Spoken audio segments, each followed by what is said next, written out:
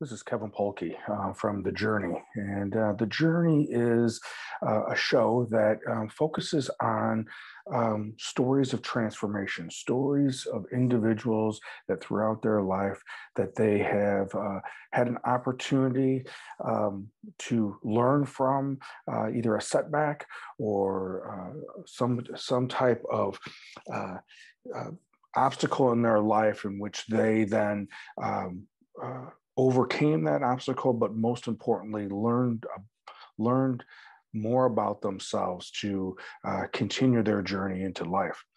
And today, I want to talk about something that I haven't talked about in the show, and that was an aspect of my own journey. 30 years ago, right around this time period, is when I made the decision. There were some circumstances around it, but I made the decision to stop competing as a competitive athlete. At that time, I had been competing as a bodybuilder. Started competing when I was 15 years old. I was in my first bodybuilding show, the Teenage Mr. Illinois at that time, and I continued competing throughout my teen years into my young adult years, and then in '91 made the decision to stop competing. My last actual show was in September of '90.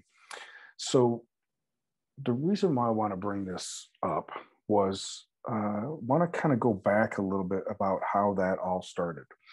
I think my earliest memories regarding the idea of working out or weightlifting can probably go back to my dad's sister, Aunt Mary. One year had, for I believe it was either my birthday or Christmas, had bought me a plastic set of dumbbells. And I believe I was probably in fourth grade at that time, and didn't know necessarily how to lift weights at all, never been exposed to that. But there was a manual in there, and it showed different exercises to do, pictures and a description of what to do. And so I would mimic what I saw in the pictures and try the best I could as a fourth grader and read those instructions. And I did that for, let's say, maybe a week or 2 weeks or whatever it may have been. But I remember that time period, and I remember the back picture. There was a guy on there, part of the advertising, and his name, I later come to find out, was Reg Park.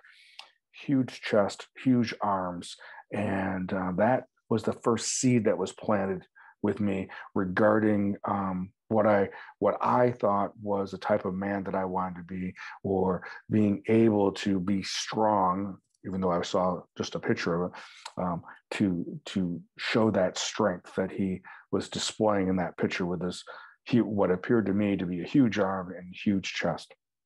As I said, I was in fourth grade, and my interest level probably waned after a short time period, and they may have gone into a corner, or maybe I revisited them at another time, but there was definitely not any consistency.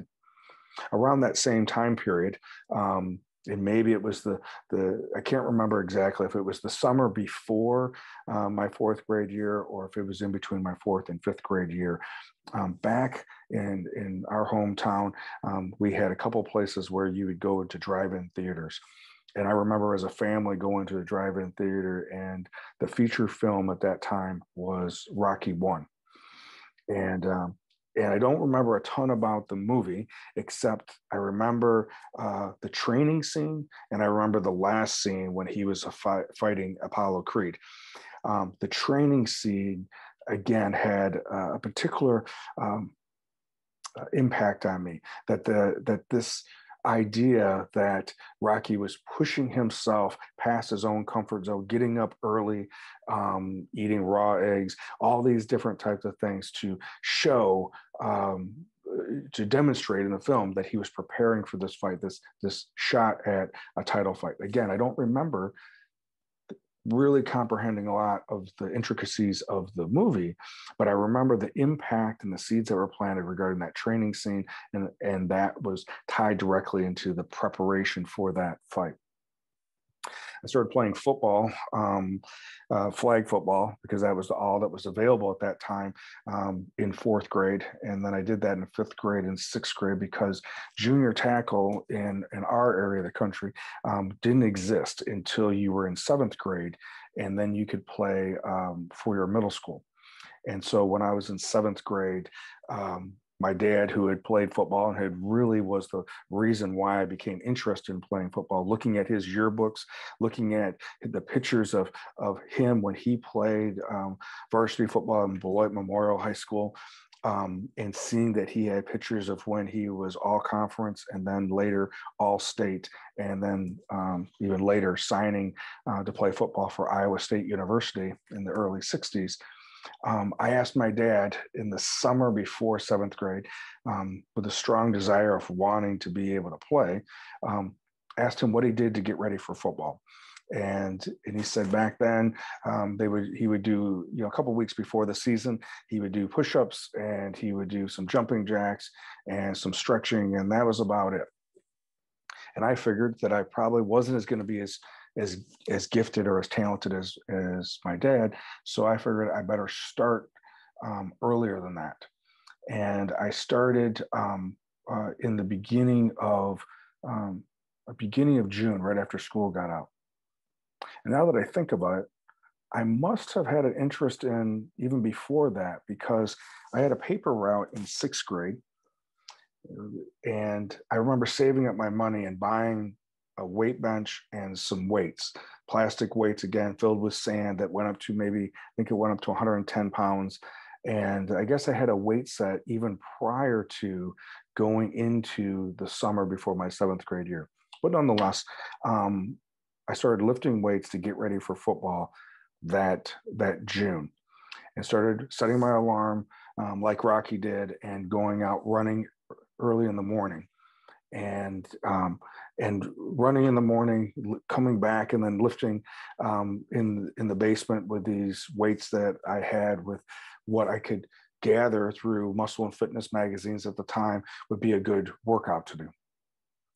What I didn't realize that was happening was at the same time I had also had a growth spurt. Now, prior to this, my perception of myself, for some of you guys might remember this, that boys' pants were divided up into three different styles. You would have your, and I guess I don't even remember how they did this, but you must have had some kind of length or something like that. But what I do remember is that there was slim, regular, and husky. And in the order, slim being the skinniest, regular being, I guess, middle, average, and then husky was for individuals that were bigger bodies. And I was never in husky, but I was also never in slim. That, along with a combination of having individuals in my family, on both sides of my family, that were bigger, that were overweight, and this idea that in fourth and fifth grade, when we had those presidential physical fitness tests, my legs were strong, but my upper body wasn't as strong as my legs. And so I remember not being able to do the pull-ups as much as some of the other kids, and not getting the Presidential Physical Fitness Award, or at least that's what I don't remember getting it. And that those kids who were skinnier and smaller, they could do push-ups or do the pull-ups and were quick and fast as well. So in my mind, I saw myself as a lineman. I saw myself as someone who was above average as far as weight. Definitely wasn't slender or thin. So that summer, I didn't realize, in the midst of a growth spurt, in the midst of working out, in the midst of running, I didn't realize that I was getting more muscular, that I was getting stronger, and that I was getting faster, because I didn't have anything to compare it to. First day of football practice came, and I lined up with the lineman because that was my perception of where I was supposed to be. And practice went uneventful as it from what I remember now, until we got to the very end of that first practice, and we had to run sprints. And at some point, we had to run the length of the football field, which is 100 yards. He lined all of us up. Coach Mattis was the coach at the time, and he lined all of us up, 7th and 8th graders. We're all on the same team, and told us to run as fast as we possibly could. So I took off running when he blew the whistle, and I ended up being the first one down there. And we ran back because we had to run another sprint. And again, I was the first one done. And at that point, the coach asked me what my name was, even though I do believe it was on a piece of masking tape on my helmet. And he then said, from now on, I was to go with the running backs. And that moment was the beginning of one of the first significant changes that I recall in my social development and my athletic recognition, and then had a profound impact on me regarding my perception of myself. Back when you're in middle school, if you become popular with your same sex because of your athletic ability, then soon after that, I became then noticed with girls.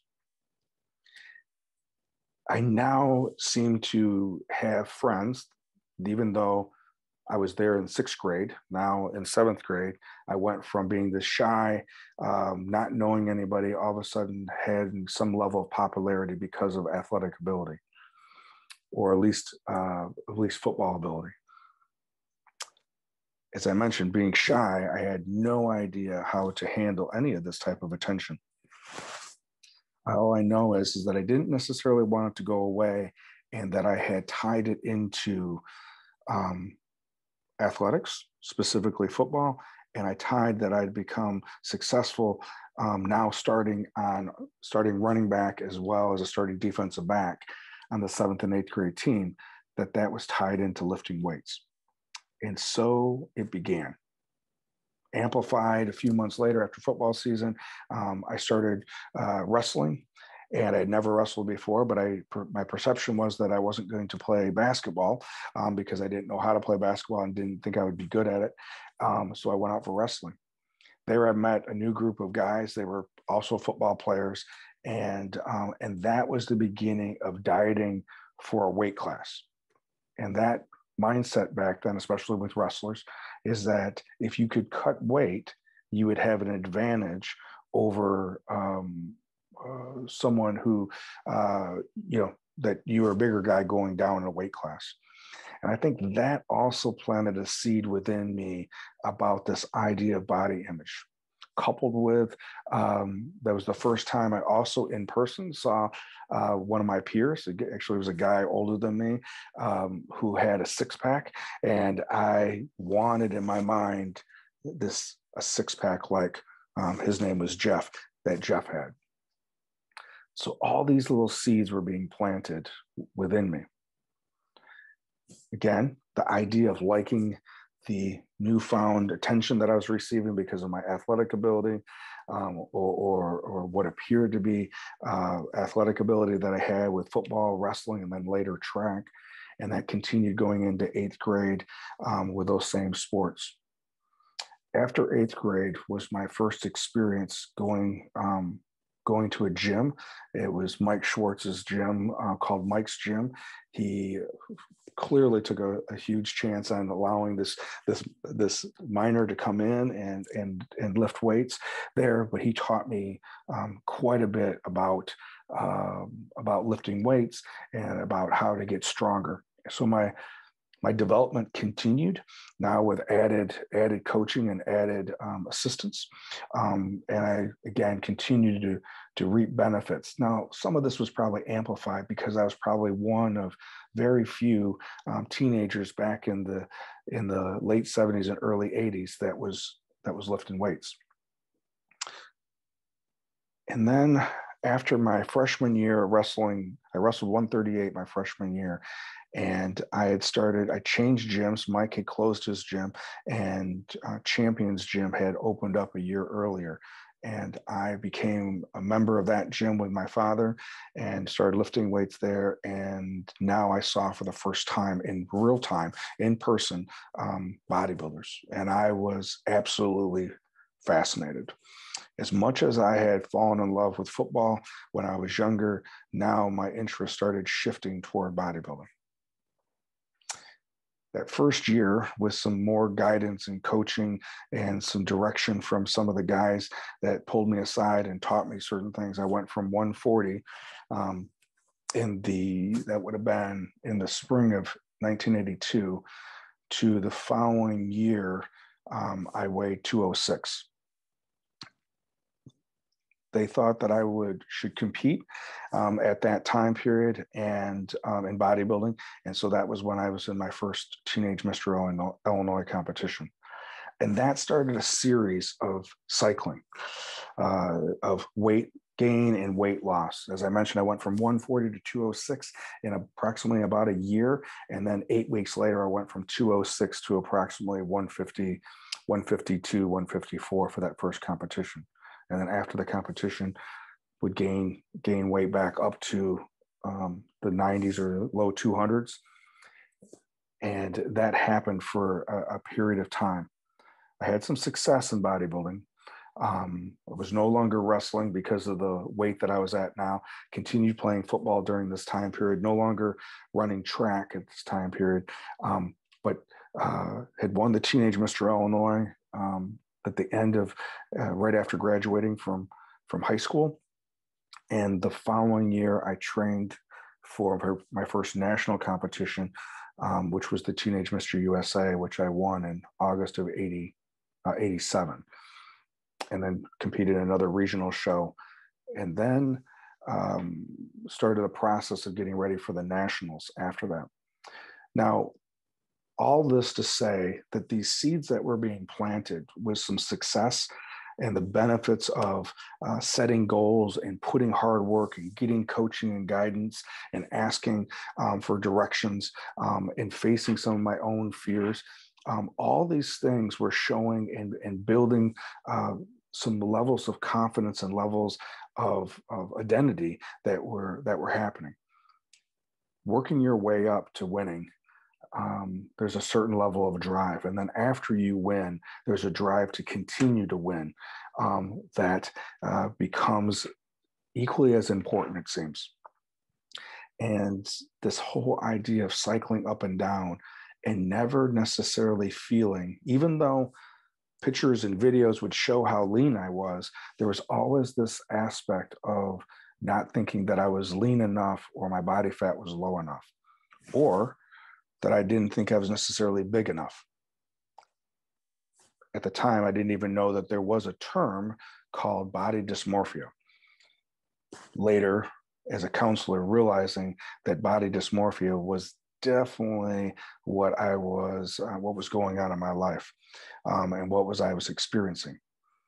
And there was a lot of secrets, a lot of shame, a lot of internalizing, a lot of thinking that you were never either big enough, or now all of a sudden you were fat because you started eating normal again. I remember after winning the Mr. USA, the Teenage Mr. USA, and that second regional show, I remember a few weeks after that, there was a festival in the Rockford area at the time called On the Waterfront. Labor Day weekend, extremely warm, hot out. Even though I had been on ESPN just a few weeks earlier and the cover of a magazine, my perception of myself when I looked in the mirror was that my arms had atrophied, even though I had continued working out. And I was so embarrassed with how I looked, regardless of how I looked just a few weeks ago, less than a month ago, that I was at this festival with a long sleeve shirt on, that somehow my body had betrayed me once again, and I had lost all this muscle or muscularity. This continued as I continued in college and immediately following during this time period as I was competing. You would think, or I would have thought, that this may end when I stopped competing. Well, for me, it did not end. Even though it made sense that I would be judged based upon the way that bodybuilding competitions were run, the judge, really, the ultimate critic was me. That I was my own most critical person of myself. And that served many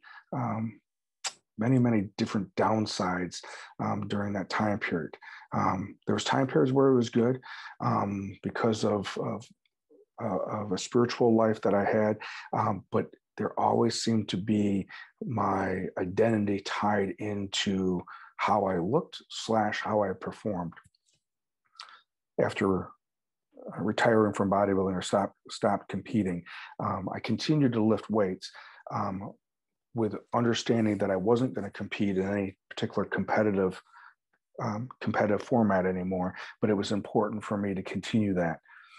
And over time, injuries have ensued at different times, which have forced me to lift differently and have a different type of exercise program. There's been many things over this time period that I've learned about myself. I know for me that it is a daily, weekly process in which I need a combination of regular exercise, balanced with stretching, but also making sure that I take enough time for solitude and making sure that I am grounded within my spiritual faith, and being very cognizant that certain times a year, certain types of events, if we're taking pictures, that can kind of creep back in again.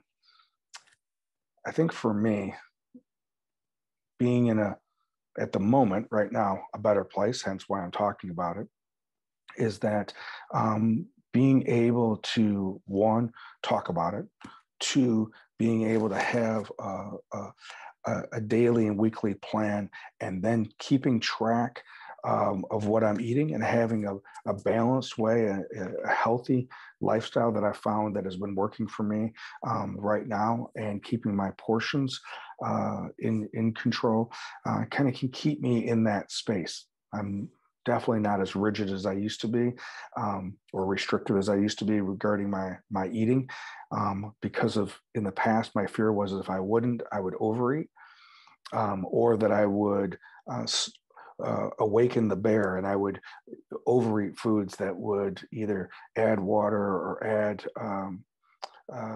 calories that would then turn into body fat. So this idea of having a little bit more balance, and then also not being so rigid with myself, and challenging myself that my value doesn't today come from my appearance or from my performance, that there's more that I bring to the table than that.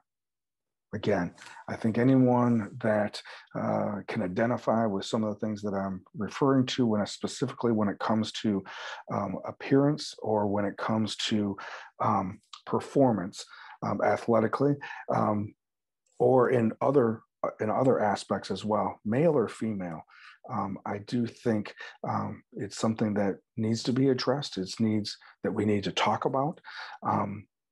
When I first started Shatter Our Silence, and we started doing a deeper dive into different factors that led to the darkness for individuals, young adults as well as adults, one of the 5 factors that was identified was eating disorders or disordered eating and body image.